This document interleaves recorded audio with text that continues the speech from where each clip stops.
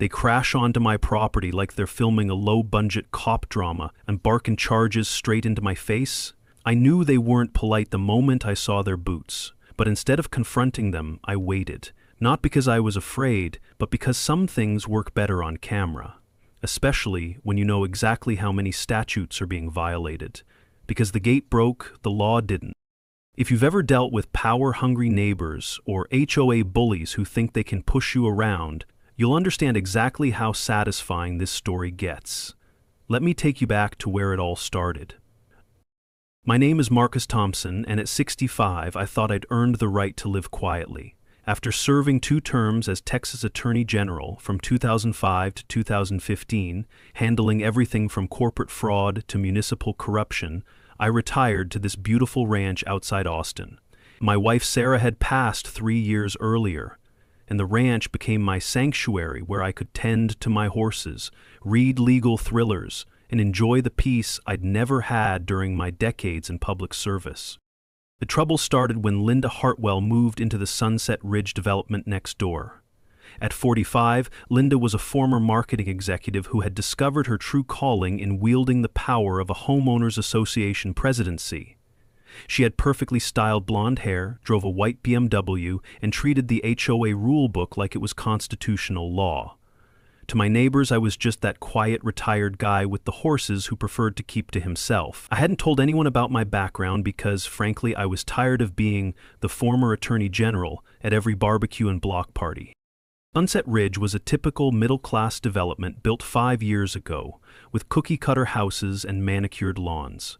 Linda ruled it with an iron fist, sending violation notices for grass that was an inch too tall, Christmas decorations left up past January 2nd, and garbage cans visible from the street. Most residents were young families who were either too busy or too intimidated to challenge her authority. What Linda didn't know was that my ranch, which bordered their development, sat on land that had a very interesting legal history. The irony was that I had specifically chosen this property because it was outside any HOA jurisdiction. After decades of dealing with bureaucracy and regulations, I wanted a place where I could paint my fence purple if I felt like it. My property had been in the same family for 3 generations before I bought it, and it came with clear, unencumbered deeds dating back to the 1920s. But Linda saw my weathered wooden fence and aging barn and apparently decided they were an affront to her vision of suburban perfection. It started innocently enough with a hand-delivered letter on cream-colored stationery. "Dear Mr. Thompson," it read. "As a concerned neighbor and president of the Sunset Ridge HOA, I wanted to reach out about your property's fencing.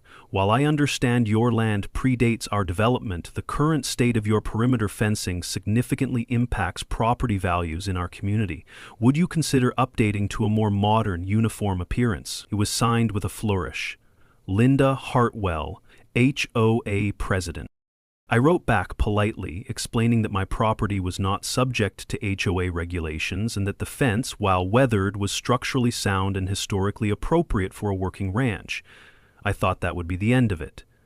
I was wrong. Linda's response came within 48 hours, this time with a different tone. She had consulted with the HOA board and determined that my fence was potentially dangerous and detrimental to community standards. She demanded I attend the next HOA meeting to discuss solutions. When I didn't show up to a meeting, I had no obligation to attend. Linda launched what I can only describe as a campaign of harassment.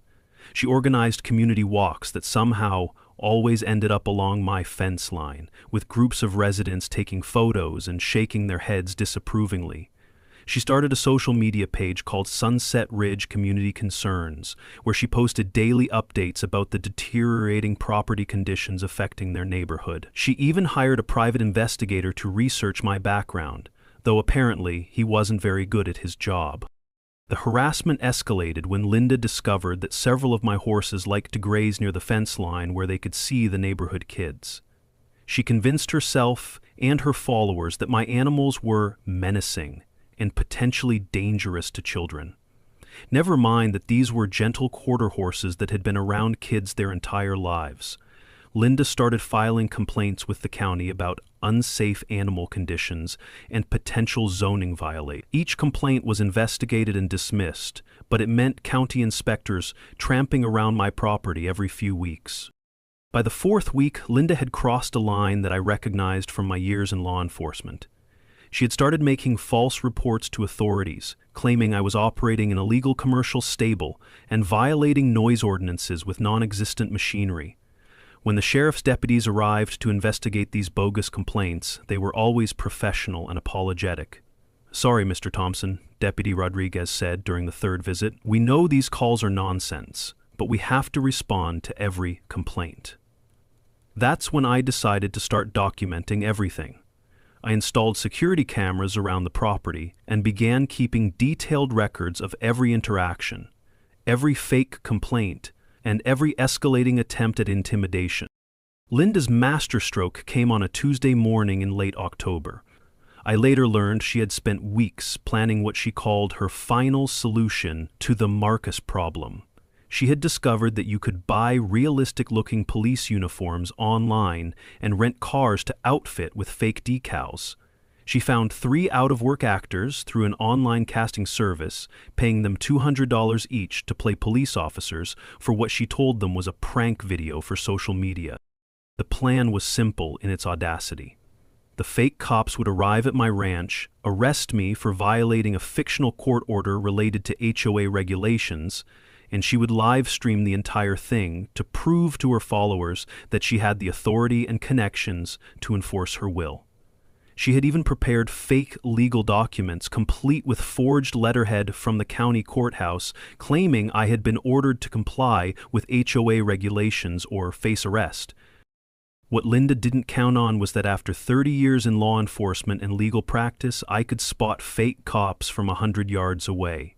Their uniforms were wrong, their badges were plastic, and their behavior was completely unprofessional. Real peace officers don't shout and posture when they arrive at a scene.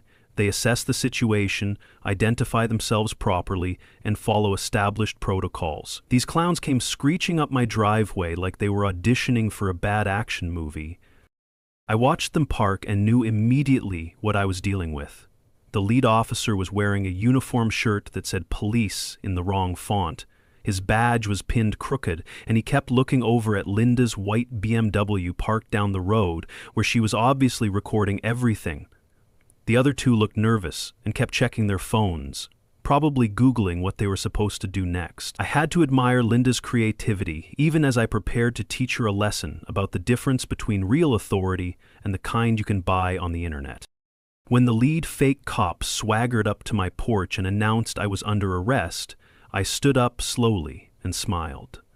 "Officer, could you please show me your identification and tell me which department you're with?" I asked in the calm, measured tone I had perfected during decades of courtroom work. He fumbled for a wallet and showed me a laminated card that looked like it had been made at an office supply store. "Austin Metro Police," he said, trying to sound authoritative. "There's no such department," I replied. "Austin has APD, the county has sheriff's deputies, and the state has DPS. Which agency exactly do you represent?" That's when I saw the panic in his eyes. I pulled out my cell phone and dialed 911, speaking clearly so all 3 of them could hear me. "This is Marcus Thompson at 1425 Cedar Creek Road. I need real police officers out here immediately. I have 3 individuals impersonating law enforcement officers on my property." The effect was immediate. The lead guy started backing toward his car, while his accomplices were already halfway there. "Now, gentlemen, before you leave," I said, stepping off my porch and using the command voice that had served me well in courtrooms and crisis situations, "I think we need to have a conversation about who sent you here and what exactly you thought you were doing." The training kicked in naturally. After decades of depositions and cross-examinations, getting people to tell the truth was second nature. I started with the nervous guy in the back, the one who kept looking at his phone. "What's your real name, son?" I asked. "And don't tell me it's officer anything, because we all know that's not true." Within 5 minutes, I had the whole story. The leader was Tom Bradley, an aspiring actor who did dinner theater on weekends. The other 2 were college students who needed quick cash. They showed me the text messages from Linda, the Venmo payments, and even the script she had given them for what to say during my arrest. Tom was particularly helpful once he realized he might be facing felony charges for impersonating a police officer. "Sir, we didn't know this was illegal," he kept saying. "The lady said it was just a prank for the internet." When the real police arrived 20 minutes later, I got the shock of my life. Sheriff Jake Martinez stepped out of the lead patrol car, took one look at me and broke into a huge grin. "Marcus Thompson? Well, I'll be damned. What the hell are you doing out here?" Jake had been a young deputy prosecutor when I was attorney general. I had mentored him, recommended him for promotion, and helped him navigate the political waters that eventually led to his election as sheriff. "Jake," I said, shaking his hand, "I'm retired and apparently being harassed by the local HOA president, who just tried to have me arrested by these 3 fine actors." As Jake took statements from the fake cops and they confessed everything, Linda's white BMW came creeping back up the road. She had obviously seen the real police cars and was trying to figure out what had gone wrong with her plan. That's when I dropped the first bombshell. "Jake, there's something else you should know about this situation. Last week, I purchased the entire Sunset Ridge development from Meridian Properties when they went bankrupt. Legally speaking, I'm now the landlord of everyone in that HOA, including Ms. Hartwell." Jake's eyebrows shot up. "You bought the whole development?" he asked. "Lock, stock, and barrel," I confirmed. I was planning to be a silent partner and let them keep running things as usual, but this little stunt has changed my perspective considerably. 3 days later, Jake and I walked into the Sunset Ridge Community Center for what Linda had advertised as an emergency HOA meeting to address the criminal activities of Marcus Thompson. She had sent out flyers claiming I had assaulted innocent community volunteers and was threatening the safety and security of Sunset Ridge. About 60 residents packed the small meeting room, many of them clearly uncomfortable with the escalating situation but unsure how to handle Linda's increasingly erratic behavior. Linda called the meeting to order wearing a navy blue blazer that made her look like she was running for office. "Thank you all for coming on such short notice," she began, standing behind a podium she had set up with an American flag on one side and the HOA flag on the other. "We're here tonight because our community is under attack by an outside agitator who refuses to respect our values and our way of life." She launched into a 20-minute presentation about my harassment campaign against innocent residents, complete with PowerPoint slides showing pictures of my fence and horses. "Marcus Thompson has shown a pattern of antisocial behavior," Linda continued, warming to her theme. "He refuses to maintain his property to community standards, he allows dangerous animals to threaten our children, and just this week, he physically intimidated 3 community safety volunteers who were simply trying to serve him with legal papers." The crowd murmured, and I could see some of them looking uncomfortable with Linda's increasingly dramatic rhetoric. She had clearly convinced herself that her version of events was reality. When Linda finished her presentation and asked for questions, I stood up slowly from the back of the room. "Thank you, Mrs. Hartwell, for that creative interpretation of recent events. I'd like to share a few facts with everyone." I walked to the front of the room, and Jake Martinez followed me, still in uniform. "First, let me introduce myself properly. My name is Marcus Thompson, and from 2005 to 2015, I served as the Attorney General of Texas. Sheriff Martinez here can confirm my identity." The room went dead silent. Linda's face went white, then red, then white again. "Second," I continued, pulling out a folder of documents, "I want everyone to understand the legal situation here. Last Tuesday, I purchased the entire Sunset Ridge development from Meridian Properties for $1.2 million. Every home in this community is built on land that I now own. You are all tenants under long-term lease agreements, not property owners." I paused to let that sink in. Several residents started talking at once, but I continued. "Third, Mrs. Hartwell's community safety volunteers were actually paid actors impersonating police officers, which is a 3rd-degree felony in Texas. They have confessed to this crime and implicated Mrs. Hartwell as the person who hired them." I handed Jake the folder of evidence. "The sheriff's department has arrested all 3 actors, and Mrs. Hartwell is currently under investigation for conspiracy to commit a felony, fraud, and filing false police reports." Linda finally found her voice. "This is ridiculous," she shouted. "You can't just buy our homes. We have rights. You're making this up to get revenge because you know I was right about your property." She turned to the crowd. "Don't believe this. He's lying. Check his story. Nobody just retires from being Attorney General to live on a ranch." But the murmur from the crowd had changed. People were looking at her differently now, and several residents were Googling my name on their phone. "Ms. Hartwell," I said calmly, "you're absolutely right that everyone here has rights. They have the right to live peacefully, without harassment from power-hungry busybodies who make up fake rules and hire fake police officers. They have the right to due process under actual law, not whatever arbitrary nonsense you decide to enforce this week. And they have the right to know when their HOA president has been embezzling money from the community fund to pay for private investigators and fake cops." I pulled out another set of documents. "These are bank records showing that over the past 6 months, you've diverted over $8,000 from the HOA emergency fund into your personal account, then used that money to harass me." The mood in the room shifted completely. Residents who had been nodding along with Linda's presentation were now staring at her with suspicion and anger. Tom Rodriguez, a young father who lived 3 houses down from Linda, stood up. "Linda, is this true? Did you really hire fake cops?" His voice was shaking with anger. "My 8-year-old daughter saw those men and was terrified that the police were going to hurt Mr. Thompson. She's been having nightmares about cops ever since." Before Linda could answer, Maria Santos, the HOA treasurer, stood up with her own folder of papers. "I've been trying to get straight answers about our finances for months," she said. "Linda kept telling us we couldn't access the bank records without board approval, but she was the only one who ever saw them. If she's been stealing from us, I want to know how much." The room erupted in angry voices, with residents demanding answers and Linda frantically trying to regain control. "Order, order," Linda shouted, banging a gavel on her podium. "This is all lies and slander. Mr. Thompson is trying to destroy our community because he can't stand that we have standards." But it was too late. Jake Martinez stepped forward and placed a hand on Linda's shoulder. "Ma'am, I need you to come with me. You're under arrest for embezzlement, conspiracy to commit impersonation of a peace officer, and filing false police reports." As he read her Miranda rights, Linda kept screaming that this was all a setup, that I had somehow bought off the sheriff's department, and that the community needed to stick together against outside threats. 6 months later, I stood in the same community center, but the atmosphere couldn't have been more different.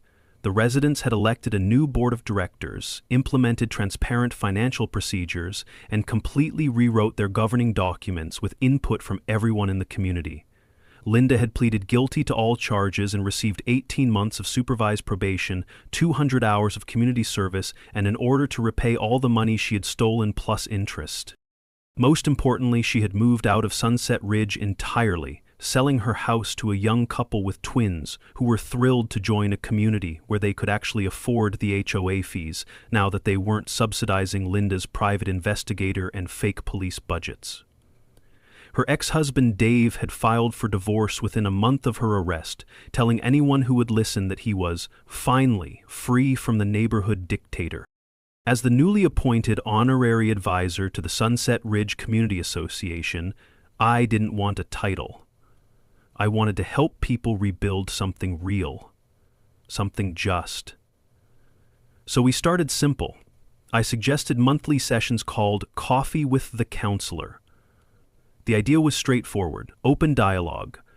Neighbors could come ask questions about property law, legal rights, and how to handle disputes without resorting to threats, fines, or intimidation. What started with 10 curious attendees quickly turned into a full room, folding chairs pulled from closets and extra coffee brewing in the back. We didn't talk about power, we talked about rights. We discussed how to read HOA bylaws, how to contest unfair fines, and how to approach conflict with respect instead of fear. For many, it was the first time they felt like they had a voice in their own neighborhood. That mattered. It mattered enough that the community voted unanimously to use a portion of Linda's court-ordered restitution to build something lasting, a playground, not just anywhere, but on a small slice of my ranch that I gladly donated. It was the kind of gesture Linda would have considered unthinkable, and that made it perfect. The transformation in Sunset Ridge was visible almost immediately. Gone were the angry notices taped to doors and the whispered gossip chains reporting someone's grass was too long. In their place came laughter. Children zipped between yards on scooters, sidewalks were covered in chalk drawings, neighbors borrowed sugar instead of filing complaints. One resident painted her front door bright red and joked that she expected a fine from Linda's ghost. People laughed. That laughter said more than any policy ever could. More than anything, people finally started acting like they actually owned their homes again. Not like tenants walking on eggshells inside a suburban prison camp. That was the power of dignity. Once you give it back to people, they never forget what it felt like to lose it, and they fight harder to keep it the next time. That evening, as I stood in my kitchen and looked out across the quiet lights of Sunset Ridge, I spotted silhouettes at the new community garden. Kids digging, parents laughing. It reminded me of the letter I had received that morning from a small neighborhood in Houston. Their HOA president was apparently following Linda's exact blueprint, weaponizing fear, silencing dissent, fabricating fines. They were desperate for advice, for hope. I smiled and reached for my laptop. Retirement, I thought, doesn't mean walking away from justice. It just means choosing where to stand when it's needed most. Jake Martinez, now more a friend than a sheriff, still came by for dinner once a month. We never made plans. We didn't have to. He'd show up just before dusk, six-pack in hand, and we'd sit out on the porch watching the horses. The silence between us wasn't awkward, it was earned. He took a sip and said, "You know, Marcus, I always figured retirement would drive you crazy. I pictured you out here bored, polishing your old law books or yelling at squirrels." I laughed and didn't respond right away. Instead, I glanced toward the lights of Sunset Ridge, toward the swing set on my land, toward the old fence Linda once demanded I take down, now wrapped in string lights and morning glories planted by neighborhood kids. "Jake," I said, "the biggest justice doesn't always wear robes or badges. Sometimes it's just a quiet no to a bully. Sometimes it's a playground where a threat used to be, and sometimes the smallest places teach the loudest lesson." He raised his bottle in silent agreement, and we watched the stars rise, content in knowing that this small piece of Texas had reclaimed its peace, not through force, but through clarity, courage, and community. The most touching moment came not from the courtroom showdown or the HOA meeting victory, but from something far simpler, a thank you card drawn in crayon from Tom Rodriguez's 8-year-old daughter. She had witnessed the fake cops storm my ranch and had been having nightmares ever since. On the card was a drawing of a man in a cowboy hat standing next to horses. Above him, in block letters carefully written by a child, were the words, "Thank you for making the scary fake police go away." I stared at it for a long time before doing anything else. Eventually, I framed that card and hung it in my office, right next to my law school diploma and the official commission that named me Attorney General. Of all the accolades I'd received over a lifetime of legal service, that card may have meant the most. Because that card wasn't about power or legal brilliance, it was about safety, about restoring peace to someone small, innocent, and voiceless. And isn't that what justice is really for? The thing about bullies is they come in all forms. Some wear expensive suits in boardrooms. Some sit on city councils.